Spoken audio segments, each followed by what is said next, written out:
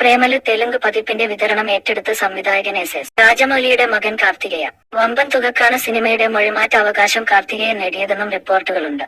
അതേസമയം മൊഴിമാറ്റ പതിപ്പിന്റെ ഡബ്ബിംഗ് ജോലികൾ പുരോഗമിക്കുകയാണ്. ചിത്രം മാർച്ച് 8-ന് റിലീസ് ചെയ്യും. 50 കോടി ക്ലബിലെത്തിയ പ്രേമലും കേരളത്തിന് പുറത്തും നിറഞ്ഞോടുകയാണ്. വിദേശ രാജ്യങ്ങളിലും ചിത്രം കോടികൾ വാരുകയാണ്. വെറും 10 ദിവസം കൊണ്ട് യുകെയിലും അയർലൻഡിലും ഏറ്റവും ഉയർന്ന കളക്ഷന് നേടിയ രണ്ടാമത്തെ മലയാള ചിത്രമായി പ്രേമലു മാറി. 3 ലക്ഷത്തോളം യൂറോ ആണ് 10 ദിവസം കൊണ്ട് പ്രേമലു കളക്ട് ചെയ്തത്. കഴിഞ്ഞ വർഷം പുറത്തിറങ്ങിയ 2018 മാത്രമാണ് ഈ മാർക്കറ്റുകളിലെ ഇപ്പോൾ പ്രേമലുവിനേക്കാള് കളക്ഷന് നേടിയ ഏക മലയാള ചിത്രം. ഹൈദരാബാദിന്റെ പശ്ചാത്തലത്തില് ഒരുങ്ങിയ ചിത്രമാണ് പ്രേമലു. ഇതിനകം ഹൈദരാബാദിലെ പ്രേക്ഷകരുടെ ഇഷ്ട സിനിമയായി മാറാൻ പ്രേമലുവിന് കഴിഞ്ഞു. ഇനി തെലുങ്ക് പതിപ്പും എത്തുന്നതോടെ കളക്ഷനിൽ വലിയ മാറ്റം ഉണ്ടായേക്കാം. അതേസമയം ആഗോള ബോക്സ് ഓഫീസിൽ 65 കോടിയാണ് ചിത്രം വാരിക്കൂട്ടിയത്. 3-ാം വാരത്തിലെ ഞായറാഴ്ചയും മികച്ച നേട്ടമുണ്ടാക്കാൻ സിനിമയ്ക്ക് കഴിഞ്ഞിട്ടുണ്ട്. ഇന്നലെ കേരളത്തില് മാത്രമായി 2 കോടി രൂപയിലധികം പ്രേമലു നേടിയതായി ട്രേഡ് അനലിസ്റ്റുകൾ പറയുന്നു. കേരളത്തിലെ ആകെ കളക്ഷൻ 35 കോടിയാണ്. നസ്ലിന്, മമിത എന്നിവര് കേന്ദ്ര കഥാപാത്രങ്ങളെ അവതരിപ്പിക്കുന്ന പ്രേമലു ഒരു മുഴുനീള റൊമാന്റിക് കോമഡി എന്റർടൈനർ ആയാണ് ഒരുക്കിയിരിക്കുന്നത്. ദിലീഷ് പോത്തൻ, ഫഹദ് ഫാസിൽ, ശ്യാം പുഷ്കരൻ എന്നിവർ ചേർന്നാണ് പ്രേമലു നിർമ്മിച്ചിരിക്കുന്നത്.